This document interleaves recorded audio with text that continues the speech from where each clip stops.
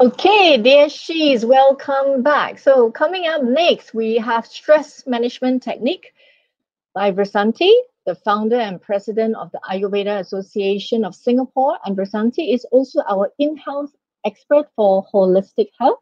So for the very short time that I have known Vasanthi, she has become someone very dear to me. With her giving and nurturing spirit, her authenticity and her integrity shines through.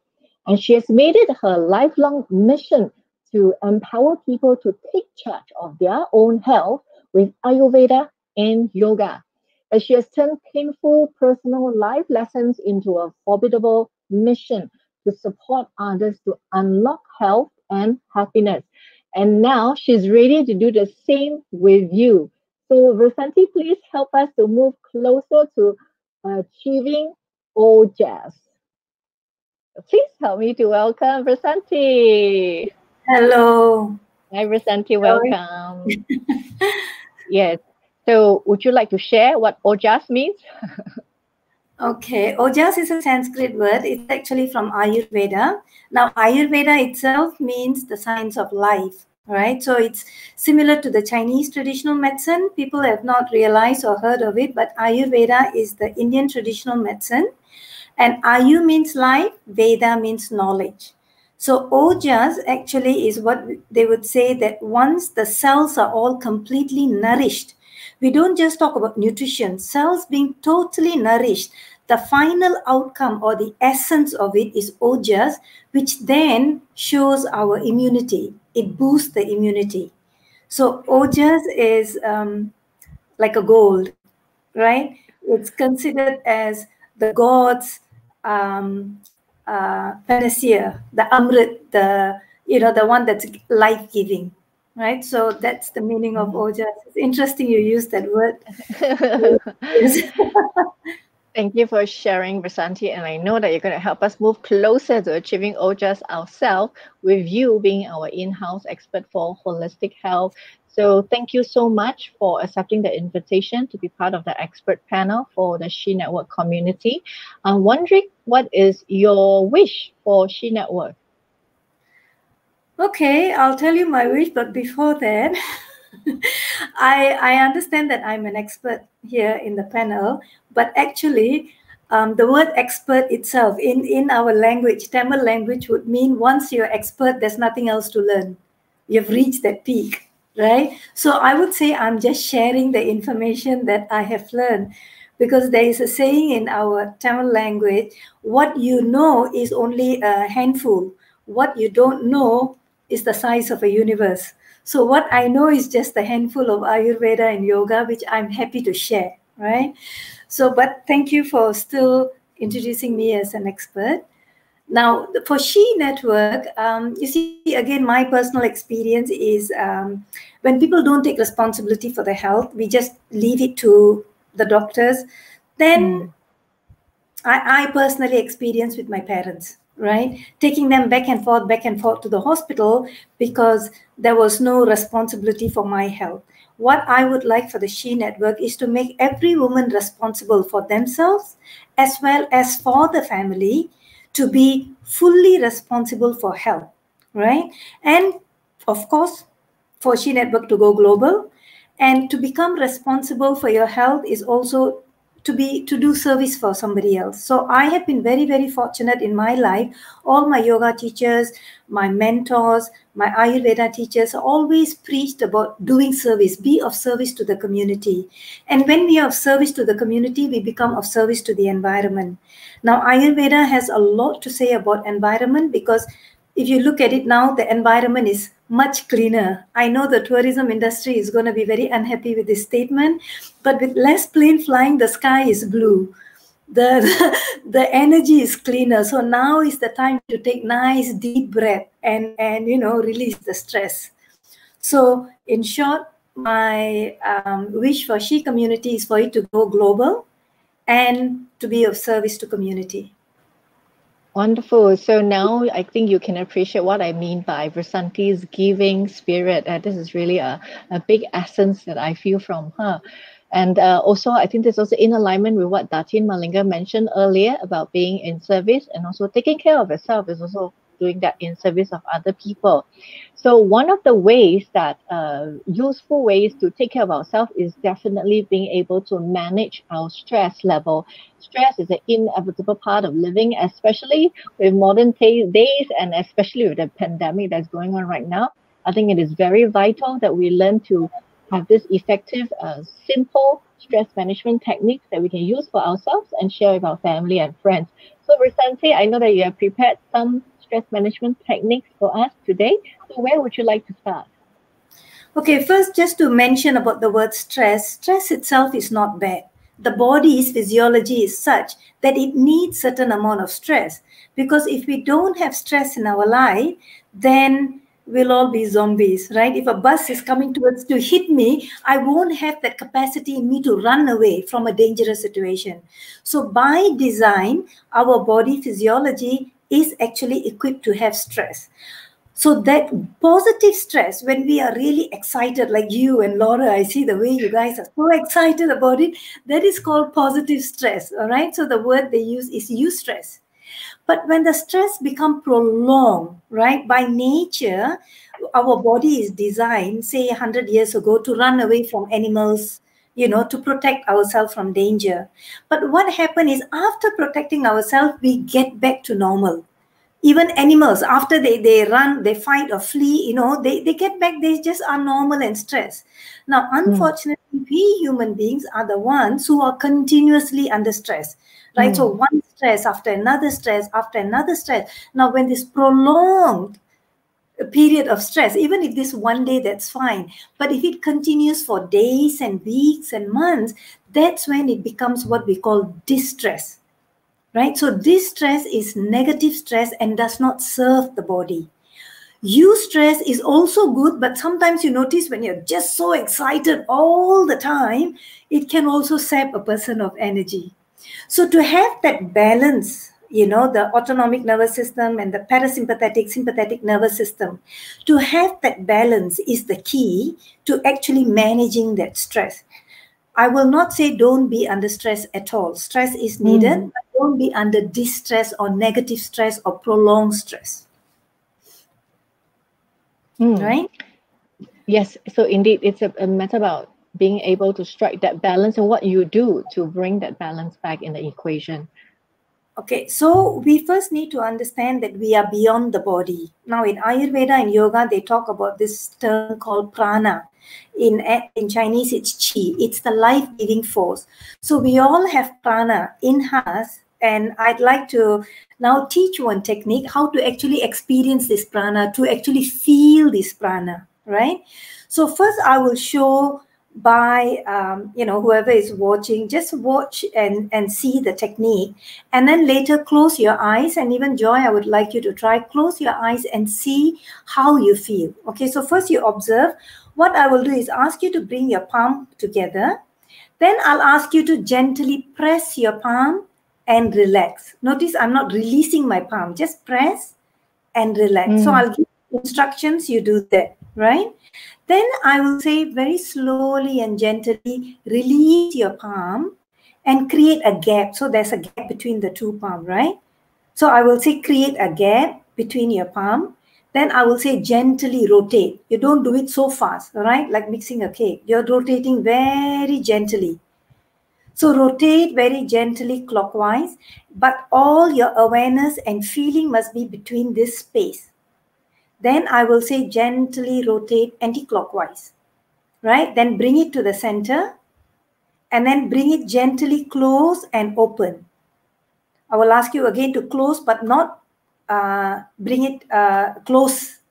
Bring it closer, but don't close the palm, right? So gently close and open, close and open.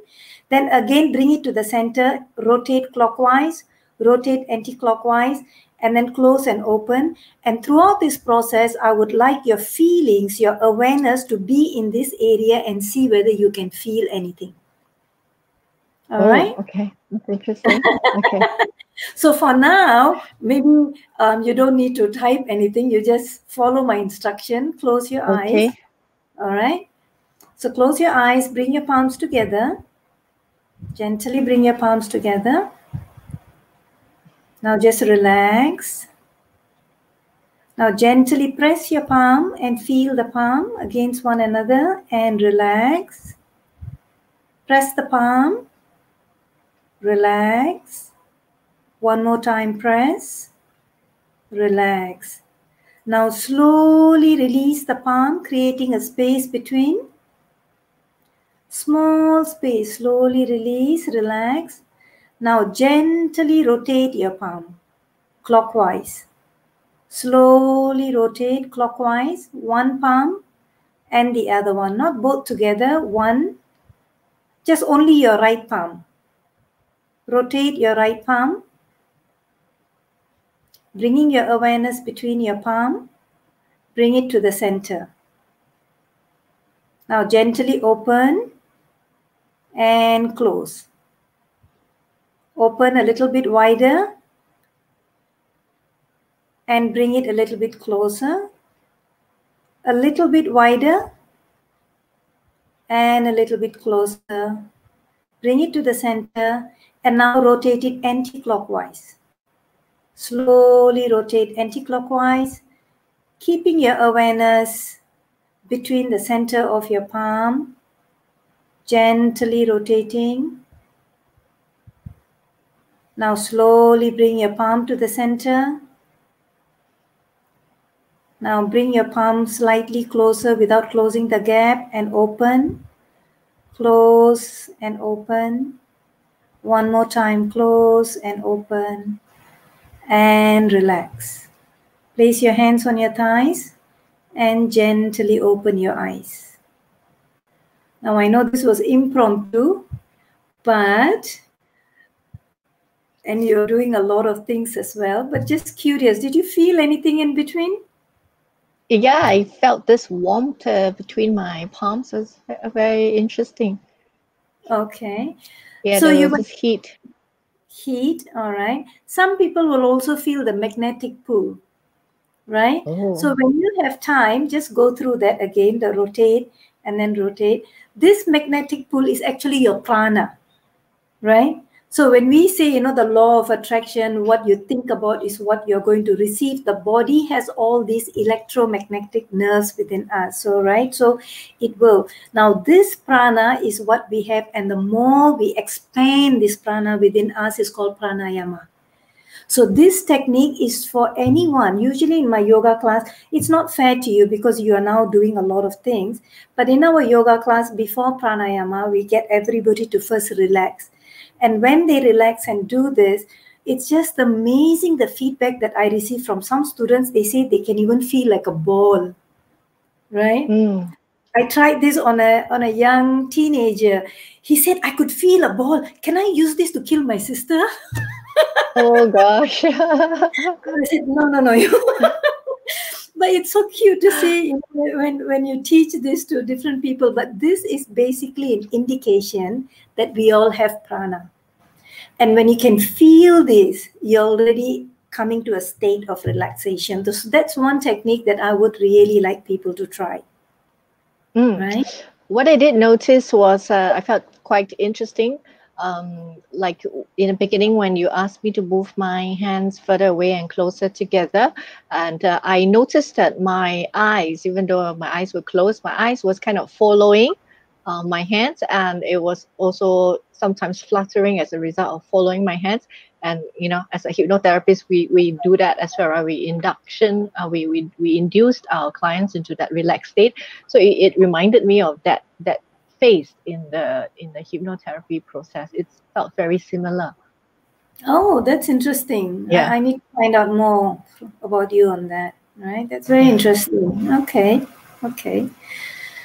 So this is actually to kind of verify to any person within themselves that yes, you know what, there is prana. All right. And I was told recently that the university, one of the universities in Korea, is actually come up with a technology to prove the existence of meridians. Right?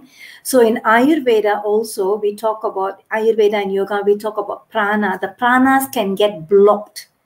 Right? So we have channels, thousands of channels all over our body, and it's called nadis. And these nadis carry the prana. Now the prana can get blocked when there's grief, right? Grief is also stress. Prana can get blocked when a person is stressed, when they are angry, when they are frustrated. All these will lead to what we call the stress. In the physiological level, we can see the heart is beating fast, the blood is rushing to a particular part. But at the subtle level, so Ayurveda and yoga talk about the subtle body. At the subtle level, these prana, these nadis, the channels get blocked. Now, when they get blocked, long term, they lead to stagnation. Right? So when they lead to all kind of stagnation, the prana is not able to move freely all over, then we can lead, it manifests in the body at a later stage. So Ayurveda talks about 6 stages of disease. Now, at the first 4 stages, the prana is moving. Prana is actually life-giving force. But the doshas, or the invisible force that's supposed to allow the body to keep the body, to support the body, is not doing, it's not doing its work at its peak. That's because we are under stress, right? So another technique that will help what they call balance these nadis, cleanse the nadis, right, on a regular basis and open up all the channel is nadi shodhana, right? Nadi is channels, invisible channel. Shodhana is what you call cleansing, right? So cleansing this channel with breathing technique. So there are so many breathing techniques. Now, the difference between breathing and pranayama is that pranayama is done with consciousness. Now, breathing, I'm doing some work and all, but I'm still breathing. I'm not aware. I'm not conscious of my breathing. In pranayama, I'm very conscious. I'm inhaling, exhaling, inhaling, exhaling. So that is pranayama, expanding my prana. Now, you'll notice that when we are sleeping, we are not conscious of our breathing, right? So the prana in our body is actually sustaining all the organs, sustaining the sleep, sustaining a lot, rejuvenating us. So sleep is Ayurveda's 3rd pillar. Ayurveda talks about 3 pillars of life: diet, lifestyle, and sleep, right? So these 3 are like tripod holding the body: diet, lifestyle, sleep. So sleep is the most important, and when we don't sleep, you will start seeing a lot of issues manifesting in the body, including with diet and lifestyle. So stress management there are so many techniques that we can do physically, we can do for the prana, we can do mentally as well. So one technique of balancing the prana is called pranayama, alternate nostril breathing. And Nadi Shodhana is actually inhaling through your left nostril, exhaling through the right, inhaling through the right, exhaling through the left, right? So this becomes one cycle. What happens is it balances the autonomic nervous system, the sympathetic and parasympathetic nervous system. Now, where I learned yoga, I'm very fortunate. The leader there was actually a scientist from NASA, right? So from a scientist from NASA, he then went on to start Vyasa, right? The yoga school in Bangalore. And I remember very clearly, and again, I was very fortunate. I learned from him directly in 1995. So there was a small group of us back in 1995. Now the university has become so big, and to sit down and speak to him, there's like thousands of people there. Anyway, we asked him in our class, why from NASA to a yoga center? And he says, not just me, but he told us, science is wonderful, it's fantastic, but it has its limitation. Yoga, you can go beyond. You can understand the prana. You can understand all this, right, with a different level of understanding. And in that school, they used to do a lot of research. And this Nadi Shodhana is one of the research that they have done many times, right? That also now this particular technique is taught in Johns Hopkins Cancer Hospital, right? So ladies who are going through cancer treatment, they also teach this pranayama technique, not necessarily to remove the cancer, but to add quality to your life, right? So sometimes we are going through COVID, it's already happening, people are stressed, but it's about not removing COVID. It's not about removing certain illness, even though long term it can. It is about giving you quality life, at least if the sympathetic and parasympathetic nervous system is balanced. Now, would you like me to teach the technique? Yes, please. Okay. So this one, first I will show, and then whoever is watching can observe, and then after that I will then give instruction and they can practice together with me. Right? So the first step is to exhale completely from both nostrils. So this is the sign I use for my students generally. Exhale completely. Then positioning the hand, the thumb and the fourth finger. Thumb will close the right nostril. Fourth finger will close the left nostril. Just gently pressing this flap here, very gently to close it. Right? You don't press all the way or like that, Whole process of pranayama is about being relaxed. So gently press. So this is how it becomes alternate. So when this is released, then this part, right? You can see here is the space for me to move in and out. When this is blocked, this is the space for me to move in and out. So alternate, I will be inhaling and then exhaling, inhaling, exhaling. So the instruction I'll give is relax, breathe from both nostrils, close your left, close your right, open your left, right? Then inhale from left, close left, open right, exhale from right. Inhale from right, close right, open left, exhale from left. So that becomes one cycle. All right? So I'm going to start now. All right? So relax. So whoever is the audience, they can watch it. Just relax. Close your eyes. Bring your awareness to your heart center. Breathe normally. Now take a deep breath in. Exhale completely from both nostrils. Again, inhale. Exhale from both nostrils. One more time. Inhale. Exhale from both nostrils. Position your hand. Now using your thumb, close your right nostril. Inhale from left. Slow, deep breathing. Close your left, open your right. Exhale from right. Inhale from right. Close right, open left, exhale from left. This is one cycle. Again, inhale from left. Close left, open right, exhale from right. Inhale from right.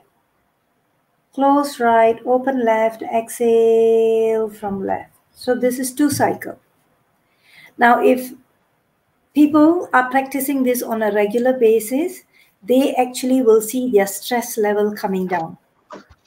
Right? So ideally, you should do it on an empty stomach. Not ideally, it's a must. Because every time you do pranayama, your metabolic rate slows down. Why the metabolic rate slows down? It's because the body is filling up with prana. Prana is energy. When I have energy, the body needs energy through food, right? When there's enough energy, I don't need that food. The stomach doesn't have to work. So you're getting that energy through pranayama. So when the metabolic rate goes down, it's better not to have food in the stomach. Otherwise, the food won't get digested. So on an empty stomach, we practice this pranayama called alternate nostril breathing or Nadi Shodhana. It's excellent as a stress reliever. The breathing has to be slow, deep, and regulated. That's the key. Slow, deep, regulated. No jerks, and must be continuous. Don't hold the breath. Yes, some schools teach how to hold the breath, but there's a reason behind it. When you're doing it on your own, you don't have a teacher to first guide you. Best to do it without holding the breath. Because according to yoga, pranayama done correctly can cure disease. Pranayama done wrongly can create disease. So please do not hold the breath. All right? Be very relaxed. Sit in a very straight posture. The back must be straight. Neck should not be sloping down or up.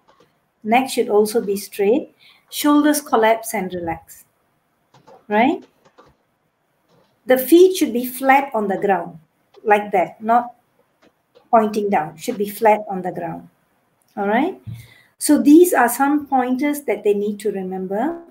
And when they are practicing this, it's very, very important that they be very relaxed and bring their awareness and observation to the breathing.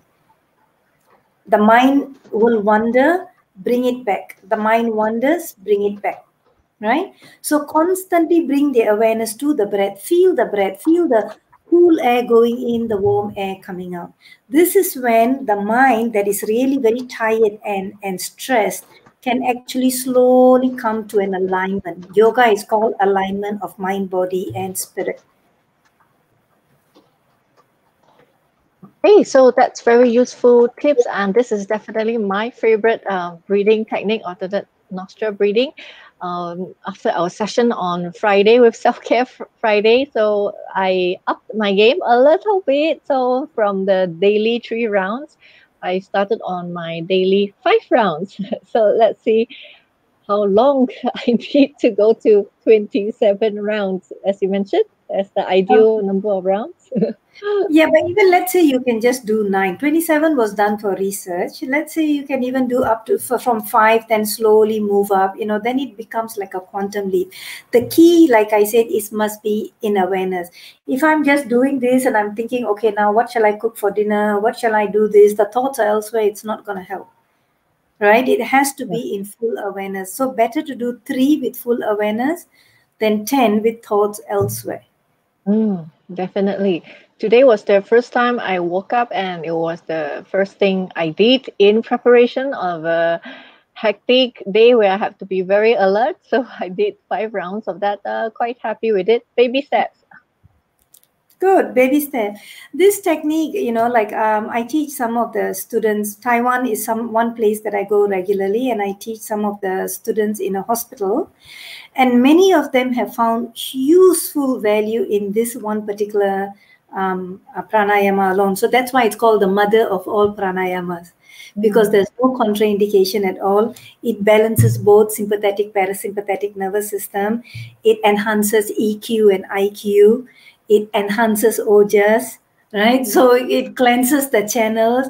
It generally helps reduce stress. I mean, there are just numerous benefits for this particular pranayama.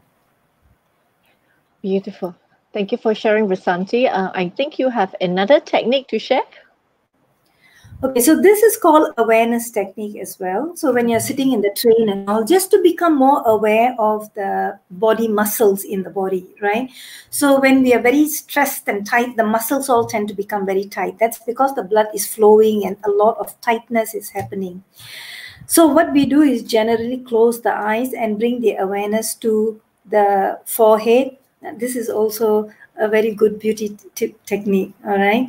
So bringing the awareness to the forehead and then relaxing the muscles without moving. So just by bringing the awareness. Now it's interesting, in one of my talk, a young guy came up to me, and my heart really reached out to him, and he asked, how do you bring your awareness to that place? I don't understand.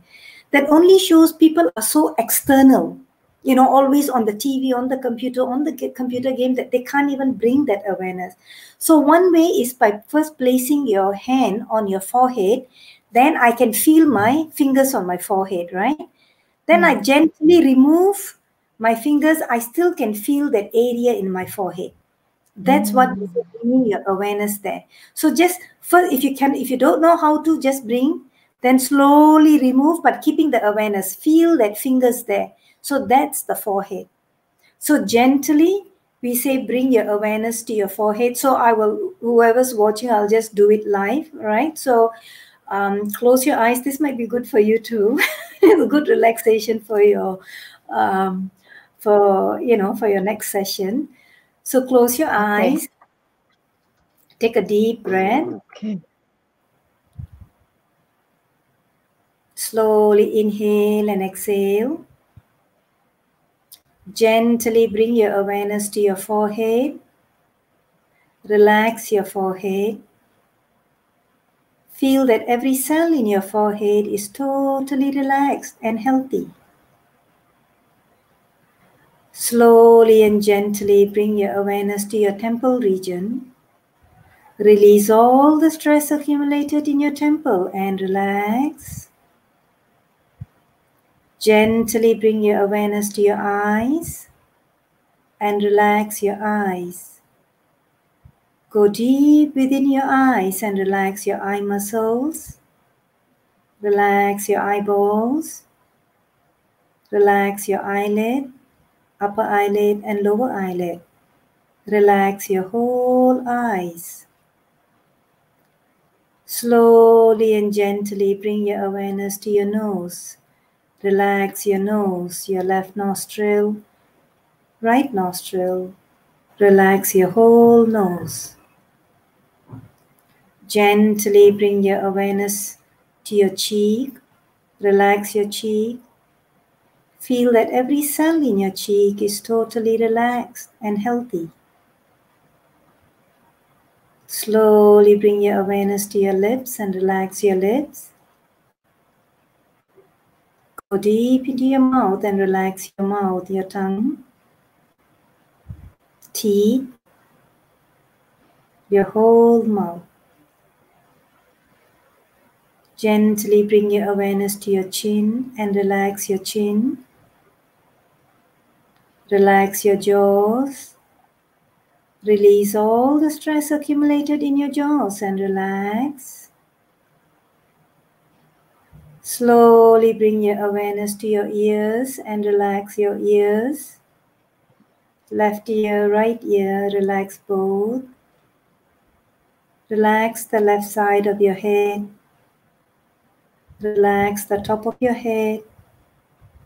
Relax the back of your head. Relax your whole head. Gently with your awareness, go within your head, deep within your head and relax your brains. Feel that every cell in your brain is totally relaxed and healthy. All the glands are working wonderfully. You're feeling very grateful and thankful. Feel the gratitude. You're feeling so thankful for a very relaxed body.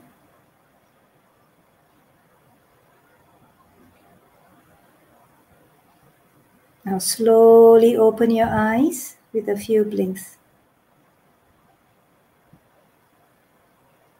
Okay.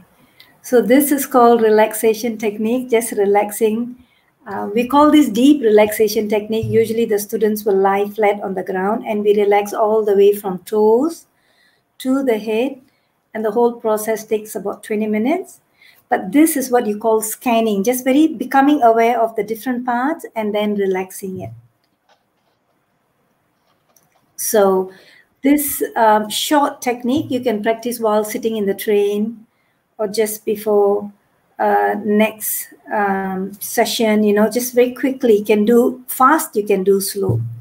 So some cancer patients, again, to give quality life, we do this for nearly 45 minutes, right? So it really depends on the customized approach.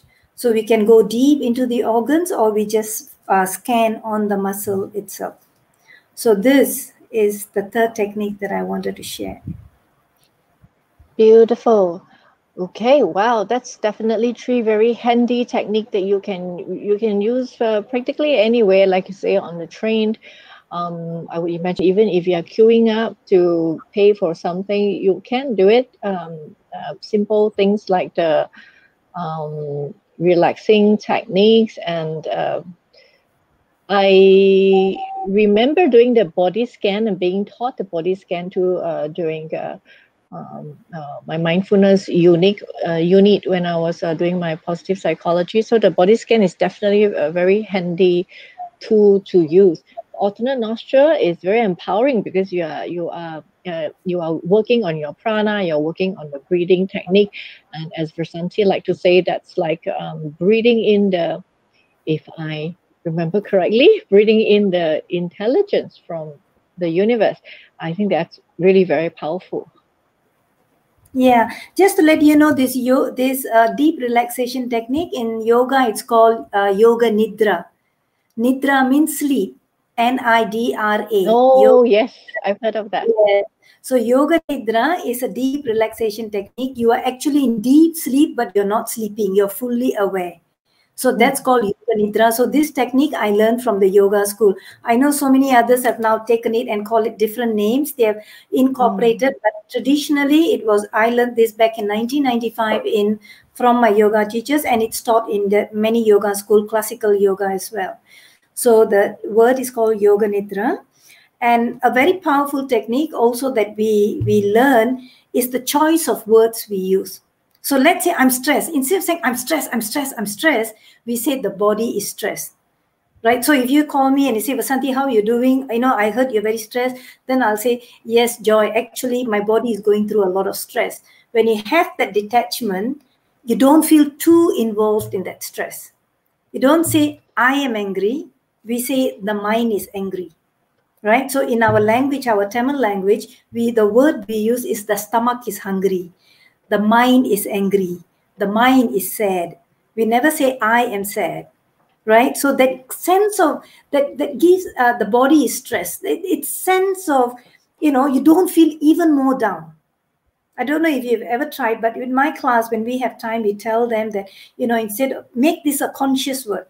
Right? Become very conscious of the choice of words you use, and then you will start seeing that there will be less, like my body's, I've got a terrible headache, or my body has a headache.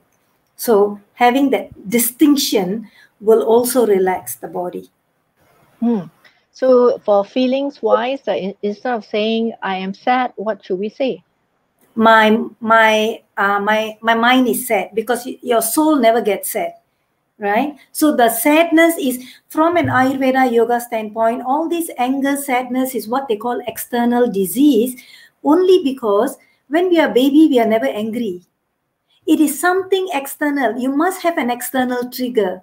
Even happiness is an external trigger. If I say, Joy, become happy now, you need to think of something to become happy. Angry, something, an incident or person has to make me angry. So it is an external trigger. In that sense, this in Ayurveda and yoga, it's always called an external disease. So an external trigger affects me, goes through my mind, goes past my intellect, clouds my intellect, and then goes into my emotion, and I react. But it happens in a second. Right? So the choice of word is, my mind is angry, my mind is sad. Never, never, ever say, I am depressed. My mind is right now depressed. Give me some time. I will come back to you. My mind is depressed. Give me some time. I need to reevaluate things. So that sense of gives that objectiveness. And from my true self, I can see what is bothering me, rather than getting so meshed up in it and not being able to come out and detangle.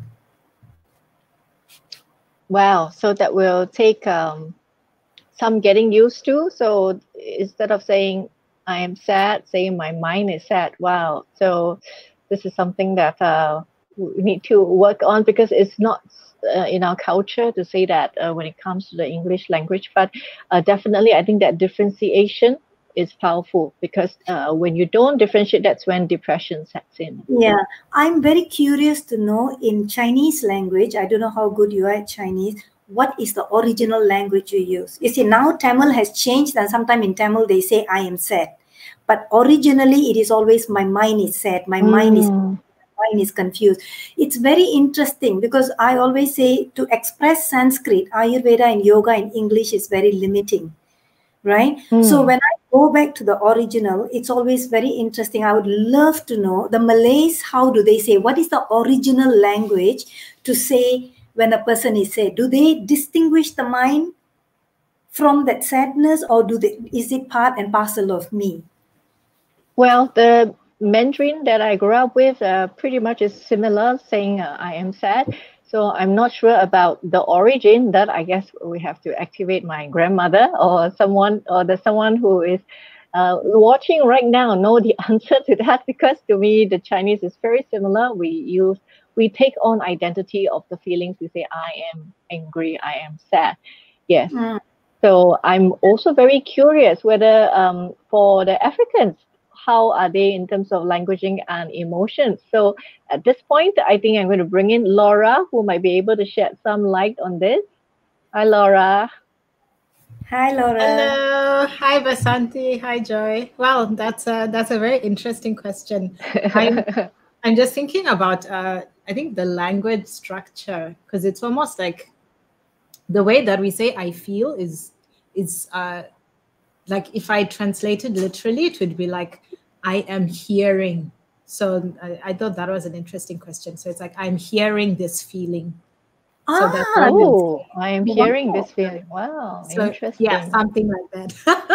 So yeah, so someone will probably correct me, since I haven't really been immersed in that culture for a while. But I definitely agree. I think it's really fascinating how language determines culture and how the words that you use can really shape your reality. So I thought that was really a fascinating insight. Thank you for sharing that, Vasanthi. And I think getting our minds thinking about how we speak and how we think.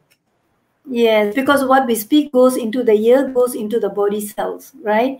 So it goes into the mind. So we have to be very conscious. So it took me a long time. Yes, I agree, Joy, it'll take. But when I learned about this many years ago, I made a conscious effort, right? So when you say, when you're with a group of friends who are like-minded, and when somebody says, I'm sad, then we all pick up and we help one another. So that's another way of doing it, getting with the right group of people. Okay, so perhaps this is a culture that we can cultivate in the She Network community. It's amazing how this is a stress management session and it turned out to be a debate discussion on linguistics. So because everything in life is so interrelated, and that is the heart of Ayurveda, if my teacher would correct me if I'm wrong. So really, yes, the holistic way of living and living in harmony with nature and with one another. So let's build this nurturing environment in Shindawan. I think we're already off in a very good start with the massage. I think, like, I was just thinking how Carol's beautifying massage can slide into this stress management, alternate nostril breathing that Vasanthi is sharing with us, and that already make like a very relaxing and empowering me time for ourselves that women are badly in need of in general, because we just spend so much time serving others and we don't have that self-care. So I'm very happy that we started our launch day with Carol's session and Vasanthi's session. I think we're off on a very good start for the most slightly heavy duty rest of the afternoon with the research findings. So thank you so much, Vasanthi, for this session with all these very practical well-being tips. So now, ladies, let's end this session with our Wonder Woman pose. Okay, awesome. Thank you so much for watching, ladies. And my dear she's, don't leave, don't go anywhere except for a quick toilet break, because coming up at 6 o'clock, we have Dr. Vino, our in-house expert for women's welfare, and she will share with us some of her research insights on women's welfare. So stay tuned. See you back here at 6 p.m. And remember to invite more girlfriends, join the She community. Catch you, dear She's, later. Bye. Bye.